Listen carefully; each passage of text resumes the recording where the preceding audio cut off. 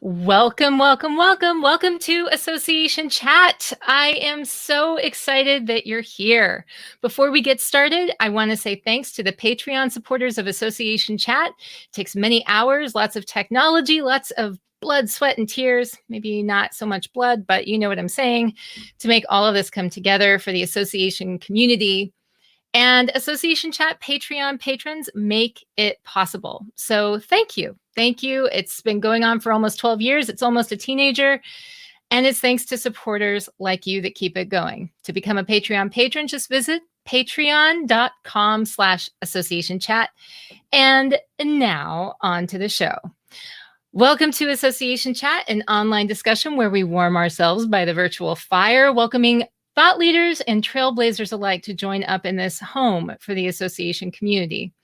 I'm the host of Association Chat, Kiki L'Italien, and maybe you've heard people wonder out loud, wandering the halls, saying, hybrid, hybrid, hybrid. What are we going to do? How do we do it? Who do I talk to? Where do I go? And today, I am bringing you exactly the person that you should talk to about this topic, because today we are talking with the head of events for SITE, Tahira Endean. Now, Tahira is a dear friend of mine, and this year SITE just held their hybrid meeting with around 1,200 who signed up for the hybrid edition, and there were delegates joining from something like 53 global nations. No big deal, right? Wrong. Okay. There were smaller in-person gatherings taking place simultaneously in Chicago and Dallas with public health protocols in place. And if you want to find out more about how they made all of this magic happen, well, let me bring up Tahira. Yay, Tahira. Yay. Okay, so I had to get super excited about bringing you on here, because even before just talking about this event that you just held, you and I have known each other for so long, and it was something like 11 years ago when we worked on, you pulled together a hybrid event with pods and with live and with virtual that was happening in Vancouver, and I was there for it. I got to witness it in person. And so every time people say, when they ask me about, well, who really knows how to do this, it really hasn't been done before, I'm like, I can tell you, Tahira. I know the person. So talk to me a little bit about SITE. Tell me what I left out in this introduction, because I got to read up a little bit about it, but you were there, you pulled it together. Talk to me about this great event. Well, you know what? It was a great event. So thank you. I am so proud of what we just did. Obviously, like any event, total team effort. And you're right about this whole hybrid. Everyone's just like, how will we ever do it? And we did it 10 years ago. It's been fun. And it's been fun kind of reliving it with all the different people, because I think, there was like 7 or 8 event camps that happened where we all practiced. Yes. And learned about hybrid and mobile and integrations and audiences and how to do that. And so I've done it numerous times since then for other things. I ran a tech summit for 3 years, and we had hybrid into lots of different high schools and things across our province then. And, so it's not new. Mm-hmm. But it is something where, you do have to learn some stuff. And we learned all of our stuff the hard way when we did Event Camp Vancouver. And then I know you remember this, we went through all the hard stuff. And then the last morning we took it, we brought everybody up who'd been a part of it. We broke it down. Like, how did we do it? What happened? Yes. Did that behind the curtain, right? And so this is that behind the curtain that we're going to do today too, I think. So, well, and that's exactly it. I was actually talking about you earlier today to someone who is at ASAE, and I was saying, oh, you have to meet Tahira. She's amazing. And I was talking about how, some of the cool things that you've done, like that experiential sort of, what do you call that? When we went into the castle. Extraordinary experiences? Yes, the College for Extraordinary Experiences. That doesn't exactly roll off the tongue, but no. I couldn't come up with that. But it was like she was like in a castle, and they were coming up with all these cool ideas. So, yeah, I mean, what I love about you is that you've always been an explorer and looking and an adventurer and figuring out how to make events and these experiences happen for people where it's about the outcomes. It's about this like meaningful experience where it's not just checking a box. And so I feel like right now, people have been doing a lot of box checking because they have been trying to sort of figure stuff out really quickly and they don't have a lot of time to do it. But as things have sort of progressed, the expectation is that there's going to be more, right? There's the expectation is like it Yeah. can't just be like everything else. So, with your perspective and understanding as much as you do about sort of the struggles that everyone is going through right now, um, what would you say to somebody who is listening right now and saying, "Look, I have not read all the books. I've not been to the castle. I don't know everything that there is to know about experiential. How can I make this work?" Well, first of all, if you haven't been to the castle and they only, less than 100 people a year, I feel sad because it's such an amazing place. Yeah. So, and it's one of those places that also builds a very strong community. I'm going to go back a little bit. So when I left I worked building a technology summit for 3 years. And when I left that, I took 6 months off and just traveled. And thank God I have an amazing husband. He's like, okay, bye, have a nice trip. I'll meet you in See? Colorado or Toronto or New Zealand or somewhere. And as part of that journey, I was on a beach in Bali and I was with my friend Parik, who is the site's CMO. And he was there meeting with his wife and 3 of their 6 children. And so we had met up and we were kicked out of the pool area. Like, you guys are going to talk about work stuff because, that's what happens. And so we were walking and he said, we're going to need a new head of events. This position's going to open up and eventually you're going to need a job. So think about applying. And I thought about it a lot because I thought, as I have, I've been doing events forever, basically. And I knew that whatever I was going to do next, I wanted to be able to do something. I mean, that time was 25 years in doing events. And I wanted to do something that would have a positive impact on the industry, or where I would be in a role where I could have a positive impact. And who knew that we were going to also then have a pandemic? Right. And so when it all started with the pandemic, we had gone through a year of building great live events, and those were, we had our largest global in-person conference ever in Vancouver last year, my hometown. So that was great. So much local support. And so then we went into, obviously started to do all of our site inspections for this year, and then the pandemic hits and now we need to flip to virtual. And board members who are all experts in this field, but nobody was an expert in digital or hybrid. They're experts in incentive travel, and Right. that means travel. And boy, it was a bit of a learning. And fortunately, maybe 5 years ago or 6 years ago, I had done my digital event certification, which laid an amazing groundwork for it. Kind of built on, we had the experience of doing event camps, and then we had now the theory. And I also have, I've been an instructor for a long time. So I have, diploma in instructional design. So I'm always thinking about how do we approach things from creating the best participant experience. And we also learned a lot this year. The first digital event that we did was Site Night Europe. It's typically a fundraising event for us that's, 3 hours in a pub or a hotel ballroom. And it's like, okay, so how do we make that go virtual? And we did a very grassroots, like literally from someone's kitchen table, managing the technology, a talent contest. And the Turkish accordion player won that talent contest. And we sold Wait, out for tickets online. Okay. And Hold up. Hold up. Wait, who won the talent contest? We can't just roll over. I feel like we can't just keep going. You know what I mean? So we had 18 people who put in talents, but the winner as voted by the audience with our talent contest was the Turkish accordion player. And it was great. It was awesome.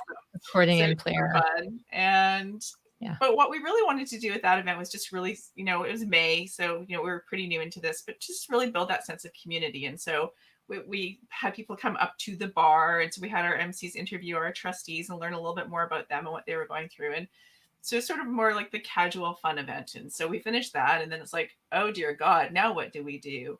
And like every other association executive, I have a kind of a funny position because I'm an association executive on a very small executive team for a relatively small association that's very specialized.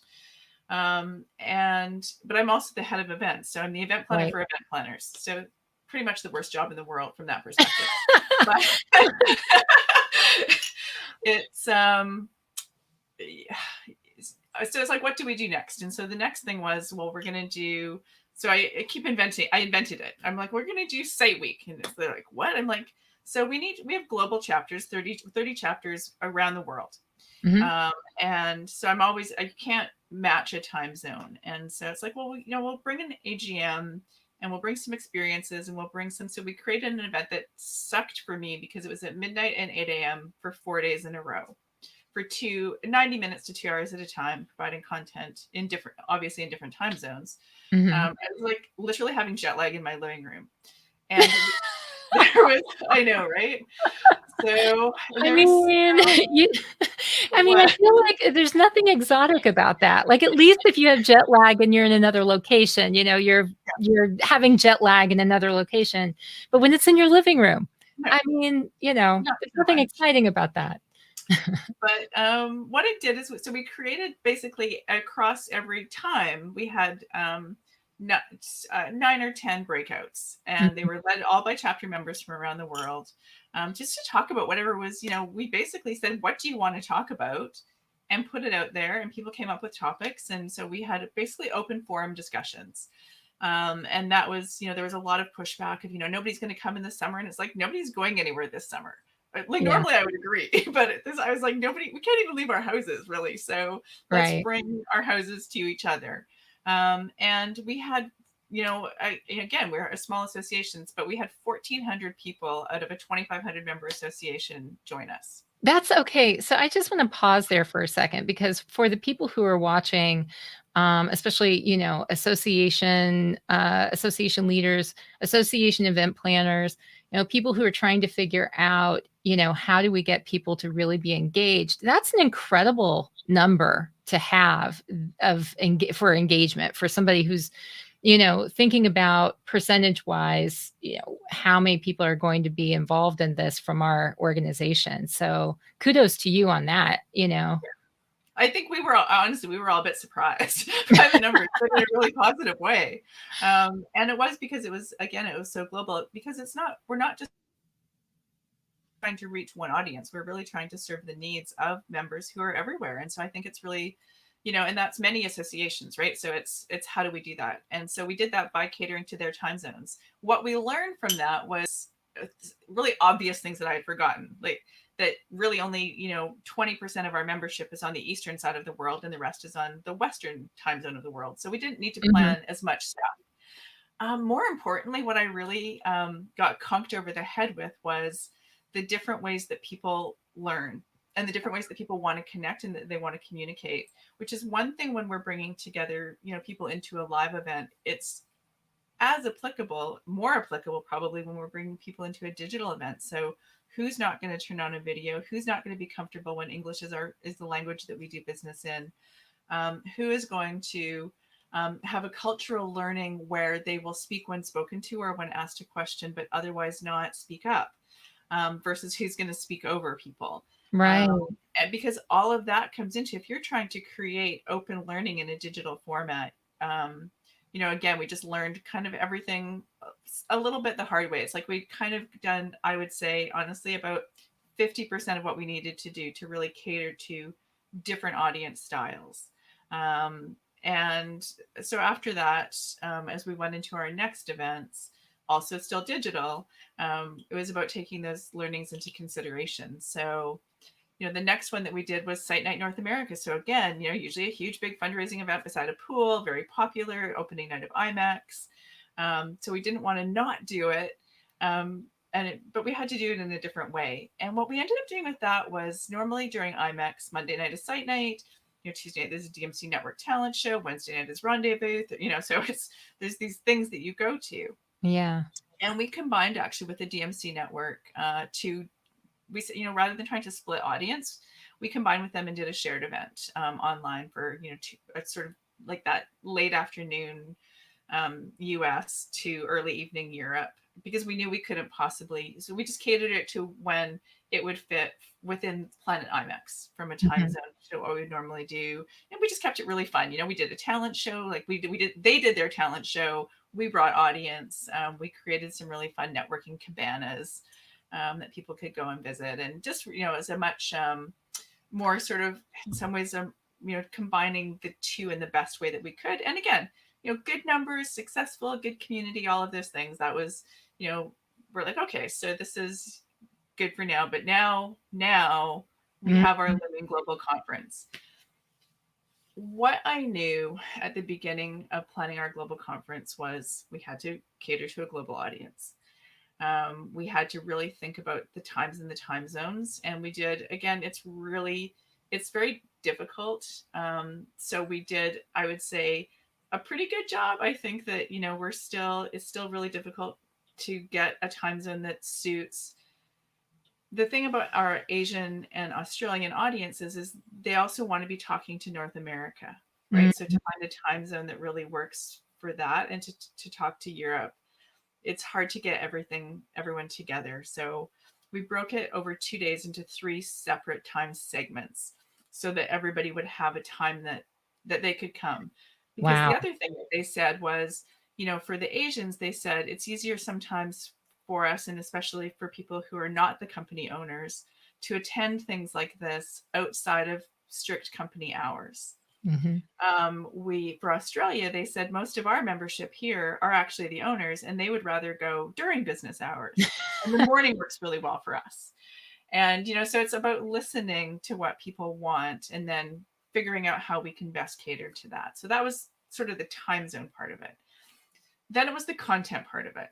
And so I had a conversation very early on with one of our presenters, Dr. Jonathan Spiro from In-House Physicians. And we were talking about sort of, all the crazy medical things that are going on, protocols and testing and all of those things that we have to deal with that are not digital, that are about our live events.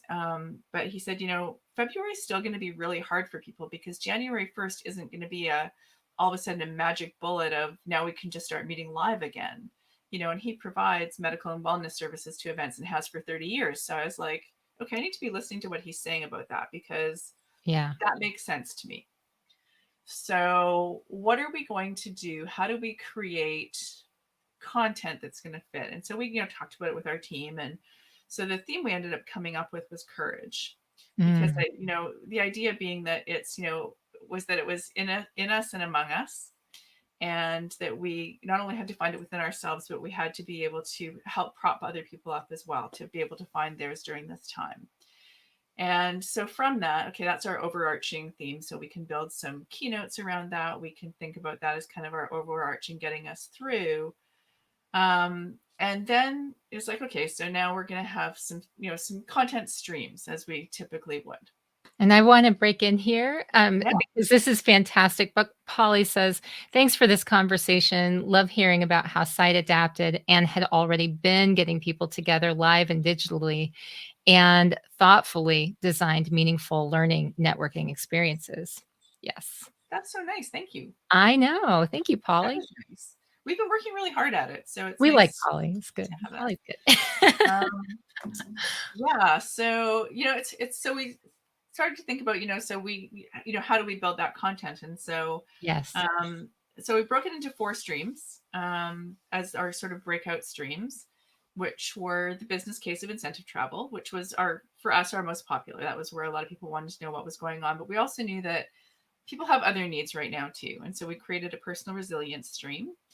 And I have to tell you that there was a couple of those, we recorded quite a lot this year. And I'll talk a little bit about that more in a second, but there was ones we cried when we were filming them. Like the videographers were crying when we were filming them. Some of those stories. I mean, it was just people were so honest and so open. And then we created Innovation in Transition, which was really that bucket of all of the cool things people are doing now and how our destinations reemerging and how do we get back.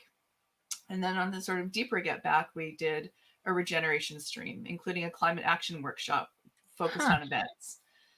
And Okay, so, wow. I just need to sort of process this, because that is okay. First of all, that's a lot, but also how, I can't imagine not getting value out of that, so much value.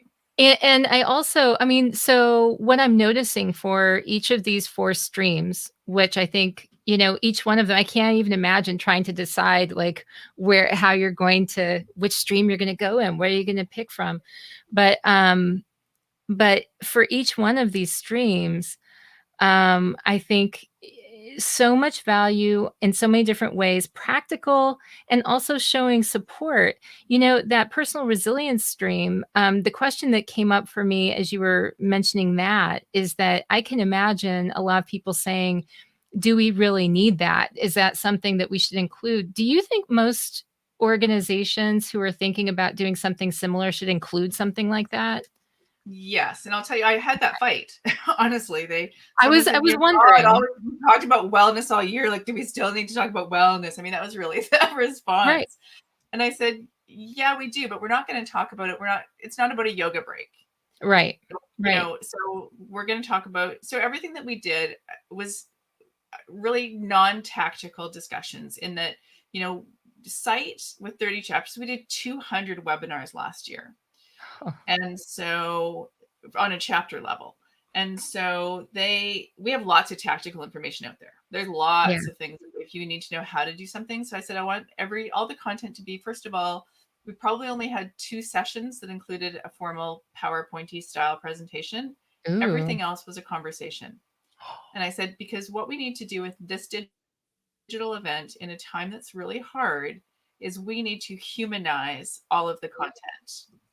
Ooh, that is so big, because that's unique, Tahira. That's unique because a lot of the stuff that we're seeing, we're showing up to events, and as you well know, so many of them are with the slides and the speaker and all of the stuff, but it's you. So there was a very definite push to humanize things and to make it more. So we did some questions that were data focused, because we still need to base our decisions on data. So we, brought some results from our Incentive Travel Industry Index. We worked with, there's some great work coming out of the German Convention Bureau. So they brought some of their data. That was a session. And we had Guy Bigwood, who I adore, talking about regeneration, who, had his beautiful presentation behind him. And then, of course, things like that were the workshops also had presentations. But how we structured it was basically keynotes, annual general meeting, chapter excellence awards, a great keynote. Oh my God, this is like my new heart. Like, I want this amazing woman who I want to marry her and have event babies. It's very embarrassing. Who is this? Her name is Charlotte Blank, and she is with Merritt's Global Events as their behavioral scientist with their new baby, and she's the most amazing human ever. Like, you would die. You have to introduce this, and she knows it, and she knows I totally fangirled her, so I'm just embarrassing myself endlessly. It's so smart, So we had this amazing keynote, and so we structured it so that it was basically general session content and then breakout content and then with the second part of it, again, now we're back in. So the second part, we're into our Asia, Australia audience. We know it's a smaller number, and we know more about how they like to interact. And so we created just a solid block of content for them, no breakout sessions, still opportunities for discussion and chat. And our chat was off the charts. One of the other things I did that was really smart was we put chat instigators into every session. So we either had the people who had presented the session and recorded it, or we brought in additional chat instigators. So we kept the discussion really lively through the whole, off the charts discussion. Okay, pause. Do you all understand why I love Tahira now? Okay, so chat instigators. That is so smart and so great. I love it. It was It was great. I mean, so, in some cases it was easy because they talked to themselves, but in some cases it was good to have that little extra push, right? Yeah, yeah. Yeah. And then we did the final day, the final portion, we did again a great keynote with David Allison, who I know you love. So we had David Allison talking again, data. And then we went into some breakout sessions. At the end of those breakout sessions, that's when we finally had live workshops. And we did that so that you could have listened to all of this content at any of the previous time. You could have listened to if you could listen to it recorded, you could have listened to it in the order it was presented. You could have gone off order into the resource tab, but you could bring the new things you'd learned and now have a facilitated discussion around them. So we did climate action. We did experience design, new ideas for incentive travel program design, and new ideas for destinations and program design in destinations. And then we did our Crystal Awards and a piano bar closing with a great speaker named Greg Offner, who played the piano and then did an awesome keynote as part of that. Oh, how nice. It's a ridiculously good story that I was just like, I don't want to care about your disruption. That's great. That's a great keynote talk. You can do that for everybody else.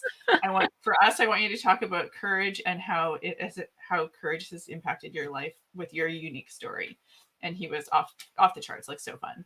Oh my gosh. So, but we had, I want to talk about the recording because one of the things that, I think that there's definitely a place for live digital events.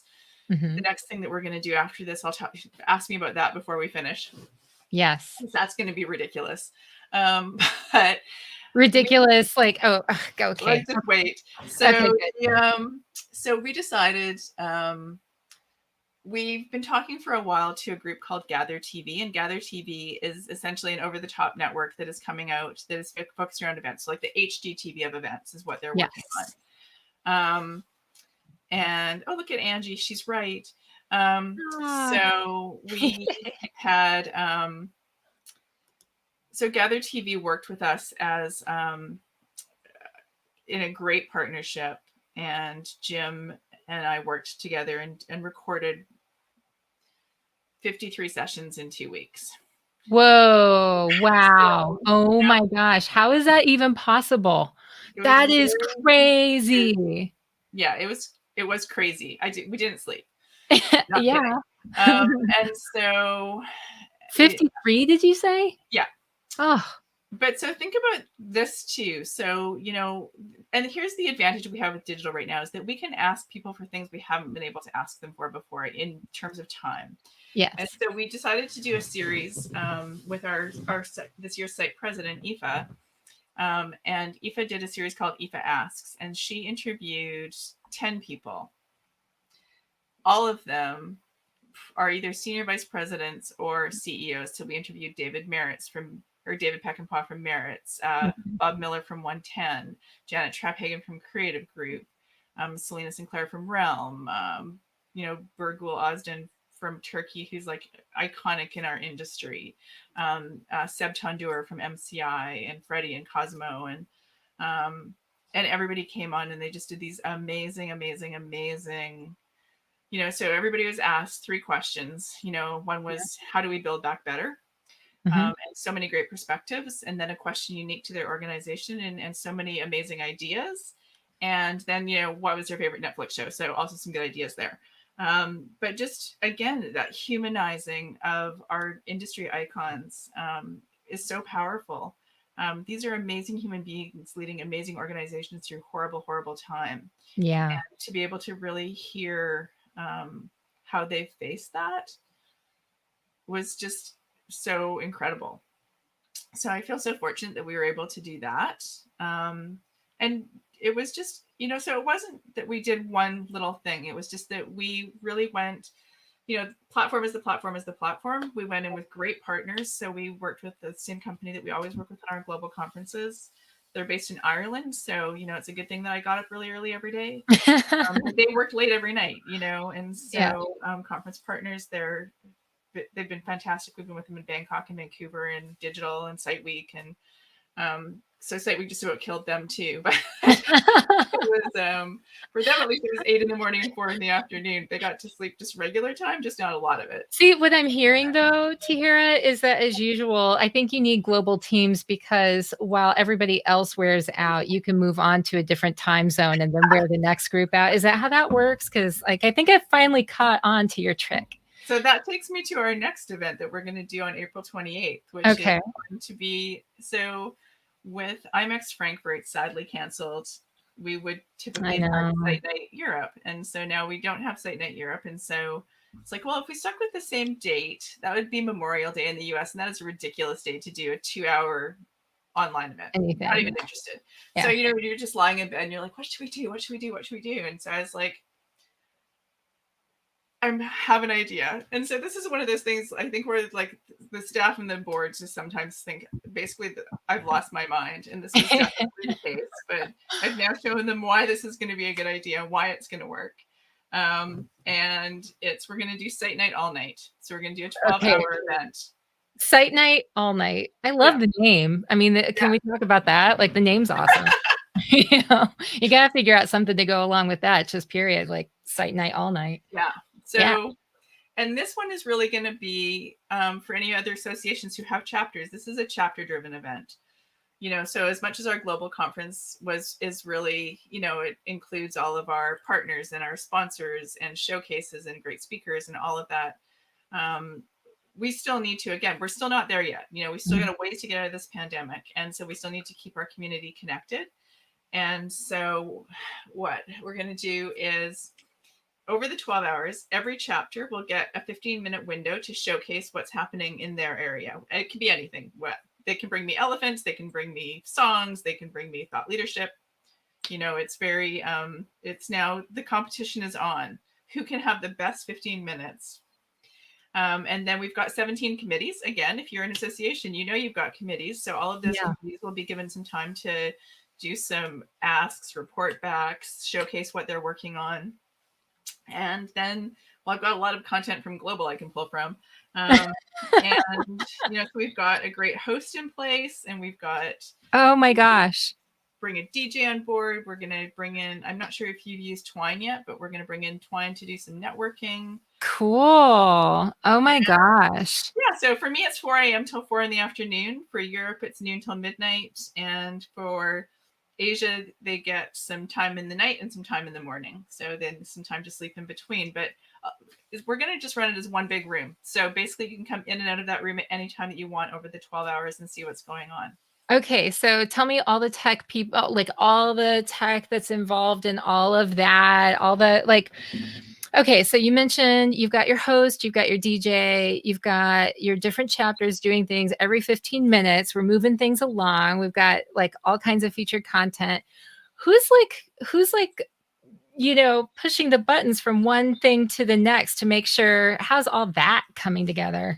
Do you ever oh God, tell me your secrets. It's, you know what? It's an RFP. I can tell you that next week. Okay. Awesome. So the RFP is out, and we'll have it's due back by next Tuesday. Oh my gosh. So I know who, you know,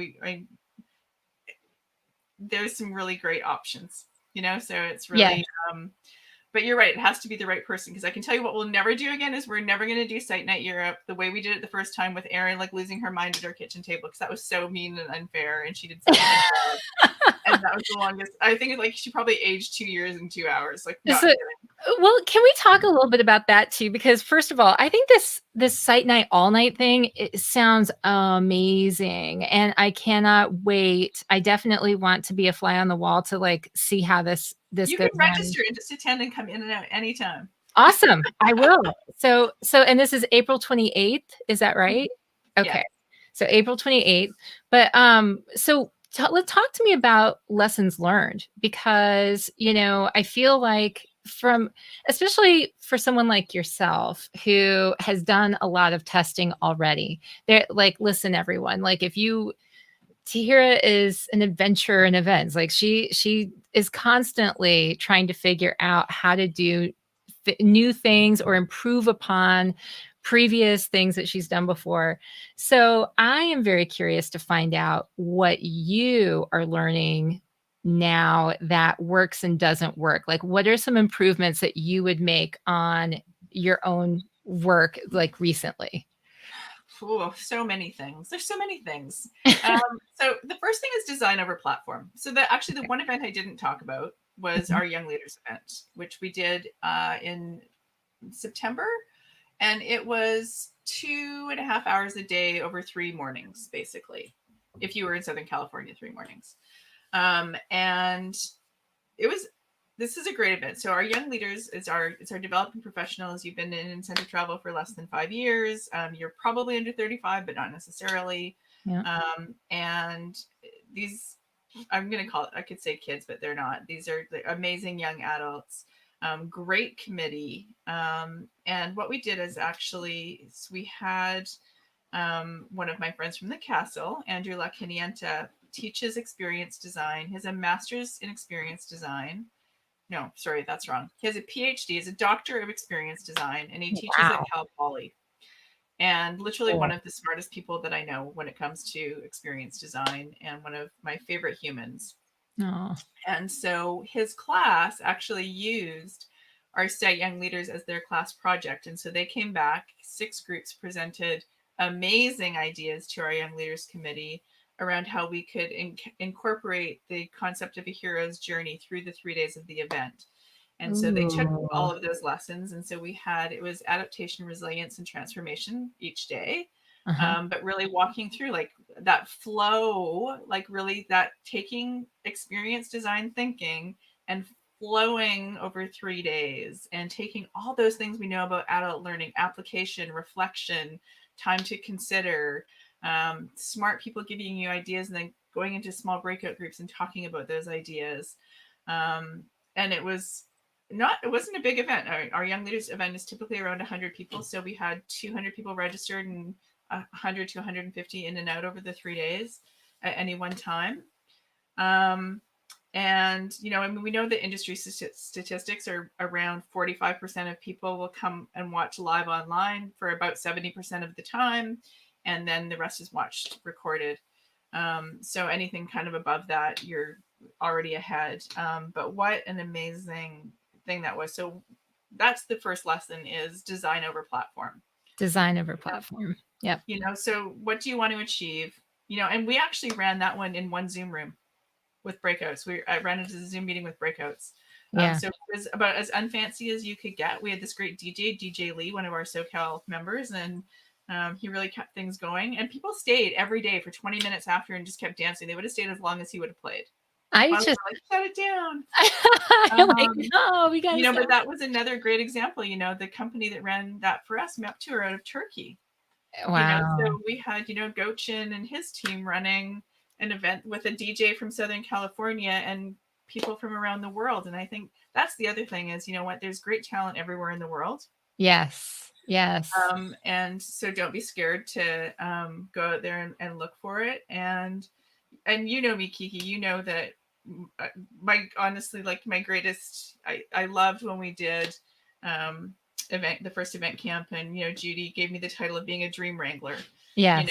That's what I get joy out of, is how do we create something, and how do we bring together the right people that are as passionate about it as I am, so that we end up with an amazing result. And I mean, that's what success comes from, is that everything that we do is a team sport. There's no, I did this or they did this. No, you know what? We're going to get things right. And we're going to get things wrong all the time.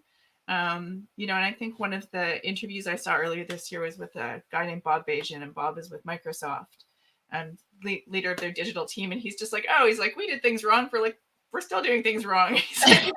But when we decided to, that we were going to have to go digital, we just have open conversations about the things that we tried. It didn't work. Awesome. Let's try something else. It's like live events. It's no different, except that it's a little bit more public because more people are coming and it's recorded. But, it is about experimenting, but it's also just remembering how, we know that there's Zoom fatigue, so keep it interesting. We know that people are going to watch something and do their email. So I kept the chats busy because I wanted them to watch and chat. Well, if you're chatting and paying attention to the event, you can't also be doing email and, Right. you know, Right. so it's, be engaged in the experience that you have arrived for. Have fun with it. Like, honestly, it's like, so I mean, like literally we laughed and we cried, and there was fortunately two great amazing CEOs from around the world who both, 53 videos in 2 weeks, this is what happens, both had a, oh, could I start over, oh, and that didn't get edited out before it went live. So that's kind of like, completely embarrassing, so as I'm apologizing on the platform, apologizing in our board chat, and then apologizing to the person that it happened to. But okay, can I butt in? Can I butt in and ask if that actually, like, I can see where that could actually create an unexpected boost to people's engagement, because in seeing stuff like that, right? It catches your attention, it's engaging, it's kind of funny, and it's like, I can see where that could actually end up helping like a virtual component of an event in a way. It certainly humanizes it. You're like, sigh, I don't know. Yeah, I could have done without that part. It definitely humanizes it. And the thing It is, does? it's not like they said anything really wrong. It's just, Right.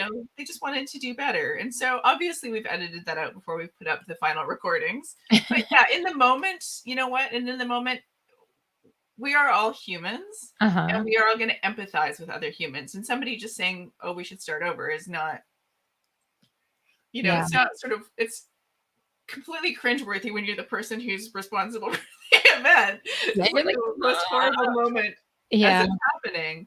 But it's also, at the end of the day, it just humanizes us. And you're right. You are paying attention because now you're waiting to see when it's going to happen again, probably. Oh. But it's Yeah. and So then you're also paying more attention to what they say next, because you're anticipating it will be better than what they just said, and what they just said was really good. So yeah. all of those things. Unfortunately, the first response was just like, oh dear God, and then it was just like, thank you for recognizing your mistake. So I think that's one thing. Like, we need to step up and be like, oh, that didn't work. Yeah. Right. When something doesn't work, I know it's not working. It's not like I'm blind or deaf. So and then after, there was quite a lot of nice responses from other people, on the public chat as well as on our private chat. They just said, honestly, at this point, if we can't laugh at ourselves, like, we're really doing something wrong, and it's okay. So, and I think that that's the one thing that I really got out of it was, as we listened to all of these leaders going through all of their journeys, we had 88 speakers, and 30 of them were CEOs or managing directors. Is that, there is a lot of humility in leadership. It's hard to let people go, not knowing if you can bring them back, because you care about them. You have to figure out how to, we have to figure out how to save an industry as well as a lot of organizations. And every association, I mean, there's a few associations I'm sure that you work with and that are, could be listening to this, who are in industries that are exponential right now: grocery, transportation, medicine, vaccines. But for the most part, there's a lot of other associations that are going to have members who, like ours, are struggling to a degree that we can't possibly imagine. And to be able to provide some hope, and to be able to provide some communication, to be able to provide some channels and some new people with new perspectives that can help them.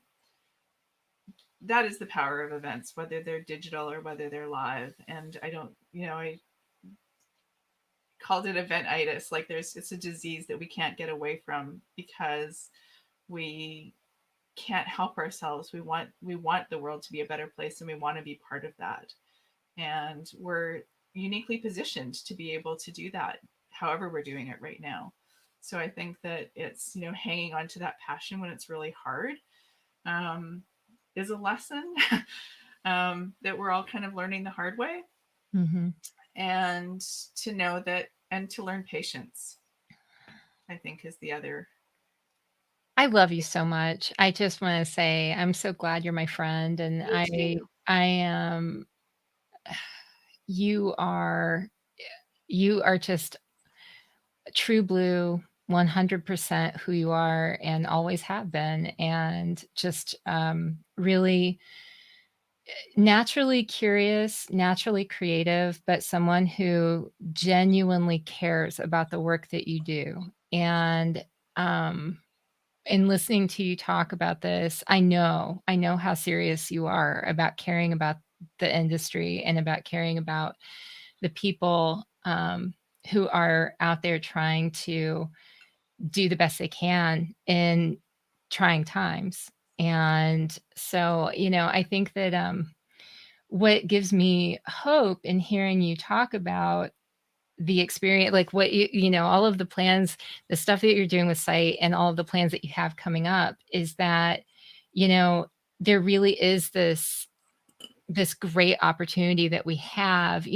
That is the gift in any kind of challenge, is that we have the opportunity as humans to rise up to the challenge, right? And to show what we've got, to show these are the skills and talents, and from the experiences that we have, this is how we can meet the challenges that we're facing. And you know when you combine that with people who are smart and creative and who care, just how absolutely beautiful and amazing can the outcome be. It will change everything. And so I'm actually, like, I love hearing you talk about events, because I know that, even though this is really hard, and we both have friends that are, going through some hard times right now, with, dealing with the challenges facing the industry, the events industry, especially. I think that, we have some incredible moments ahead of us if we can just make it through, right? Make it through these tough times. So, Well, let's come back and talk again after I've done two things. One is Site Night All Night, which anyone's welcome to join. It will either be free or very, very cheap. So, but also, we're going to do our first live event in Aspen, April 8th to 11th. ooh, April 8th through 11th. Okay. So we've just been doing nothing but nonstop calls about protocols and safety and health and testing. How crazy is that? Like, you must be just like, oh my gosh, all the stuff you have to worry about, and then you're tracking what's happening, I'll at the tell same you what, time. the reason we can do it. One is it's a small event for us. It's less than Mhm. 100 people. Mhm. We know that it will probably still be in an orange zone. Mhm. It's gone from red to orange. We know we just gotten through Super Bowl. We still have to get through spring break and President's Day weekend on a ski hill. But I can tell you that Aspen and Snowmass and all of the people who work in all of the properties and venues there are so committed. They're not committed to our one event happening safely. They're committed to every single day, every single guest having a safe experience there. Mm. And while we have to think about it with a group of what will be 75 people, because that's what we could work with in an orange zone, comfortably, that's still a meeting size and not our family, Mhm. is that what we can do it. Every place we're going knows how to do it. Every person who's coming is committed to being part of that experience, and understands the rules and the code of conduct around being a participant. Our education will be unmasking our future.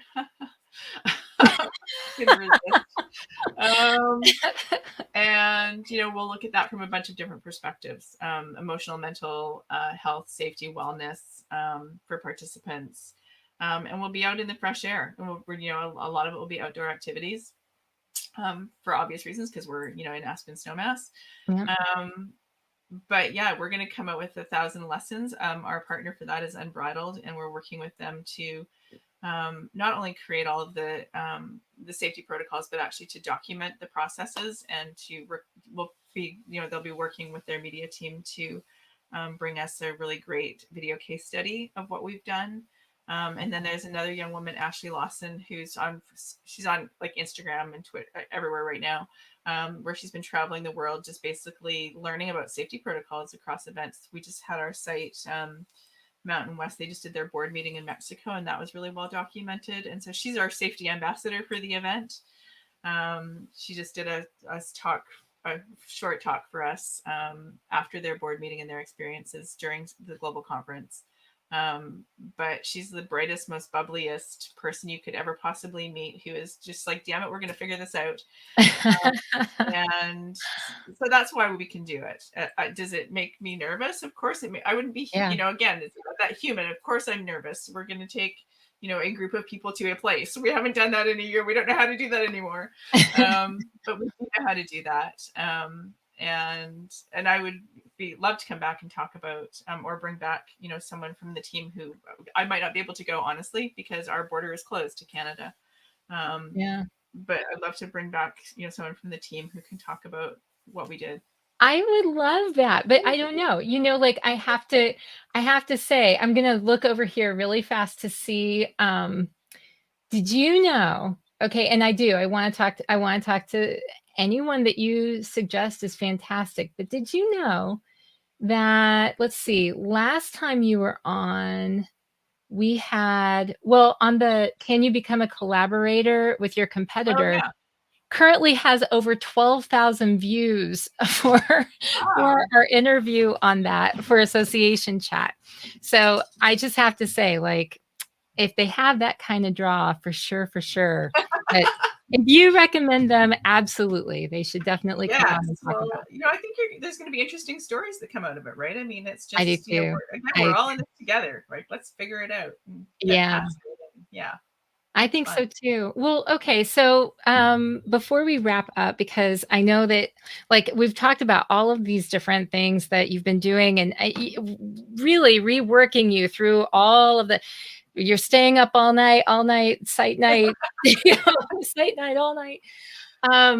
But what is inspiring you right now? What are the things that you're looking at that is helping you to continue to feel inspired? Because you have to go and fill the well. You can't just constantly be taking from all of your reserves, right? You have to go to some source and fill the well, fill the creative energy and that kind of thing.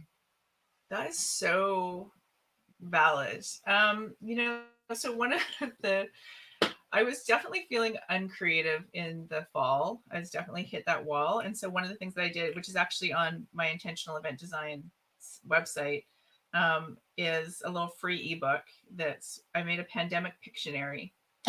And so it's like 15 pages. It takes like 8 minutes to read. It's not really that long, but it's basically, everything from what does it mean to be optimistic? What does it mean to, be a badass right now? Because I was really feeling like I needed to do something creative. I was tired of talking about masks and needles and physical distancing and all these topics. Someone said you should rewrite your book to talk about how we have to do events now. And I'm like, no, wait until we can do them a different way again. Like, honestly, it's just, we're doing events the way that we have to right now because we have to do them that way. And we need to keep people safe. That's the most important thing. But is it an inspiring topic? It's about the least inspiring topic that any event professional could possibly think of. Yeah. So it's just watching what other people are doing and how they're staying inspired and really, really staying in touch with, the yous of the world and the people who are still committed to how we get forward and make a difference. And, there's so much content out there. It's a little bit overwhelming. Yeah, for sure. So it's about finding the things, it's about not, if something isn't working for me, like in the first minute, I'm like, okay, done, I'm moving on. Yeah. So, because I no longer feel like I have that time to focus on things that aren't important, like everybody. I don't think there's anybody who's gotten through this time without knowing somebody who has been ill or who has been lost. And through all of that, we have to find the reasons that, find the people that bring us contentment and joy, and that we can laugh with, and cry with, and to, Mm, get out into nature. I walk yeah. all the time. I think last month I was spending my Google timeline, and I was really busy last month, so I didn't go out much, but I drove 97 kilometers and I walked 97 kilometers. So, um, When's so the last time you could say that? That's amazing. I know they matched up perfectly. It made me laugh. So, so I think it's all those basic things like fresh air, exercise. It's my family is all home with me right now. So our kids are 20 and 22, and Mm. so that's fun. So we all kind of rotate around our house, and we have what we call forced family fun nights. And Forced family fun nights. That's yes, hilarious. you That know, is hilarious. dinner and a board game. Nothing that your 20 and 22-year-old want to do more. I can assure you. Oh, that's But no, hilarious. I think it's good. We do need to find things that can help us stay creative. And like you, I read a lot Yeah. of stuff. So it's Thanks for about defending me, by the way. I saw the on Julius's post about people who color coordinate their books. yeah. People who color coordinate their books don't read them, and you were like, Kiki, I bet Kiki reads hers. And he was like, Kiki's exempt, but which I appreciated.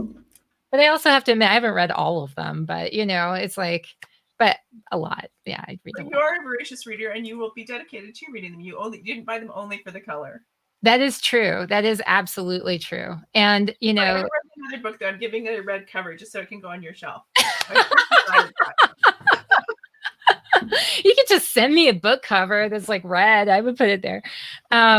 Yeah, no, that's so good. I miss you so much. I can't wait until we get a chance to get together. And in talking about some of these things, I love the excuse to put our a creative brain into action and to see what happens. But so many of us are so exhausted, right? At solving every problem, not just the problem of how to engage people, but it's all of the other problems that come along with it, all of these other challenges that being in a time like this one presents. So I'm really thankful for you to take the time and come on to Association Chat and talk with me about the problems that you've solved and some of the things that you're working out that seem to be working, because I know you've got such a creative brain, and I know a lot of people who are watching this are going to really benefit from hearing about some of this work that you've done. So thank you. Yay! Well, that's what I want, is for people to take I'll take all the bad things I tried and then just try to well, that's why I asked the question, so what are the lessons learned? Because man, if you have some lessons, let's just jump ahead to those, because that's worth gold. That's gold right there. Yeah. So yeah. I learned everything the hard way. So it's all good. Thank you for having me. It's always truly a pleasure to, I've been a fan of Association Chat since the very, very first episode. So I know. Where does time go? Yeah.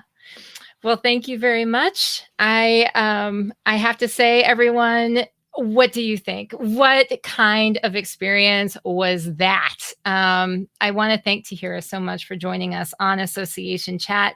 If you want to connect with her, I'm sure she would love to hear from you. So definitely check out Tahira Creates on Twitter.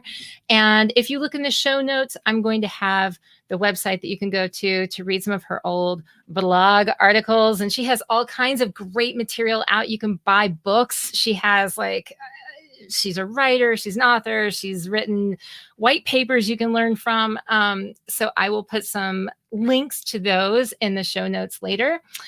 And what I have to say is this: keep asking questions to learn every day. As Joseph Campbell once said, the cave you fear to enter holds the treasure you seek. So have a great rest of the week, everyone.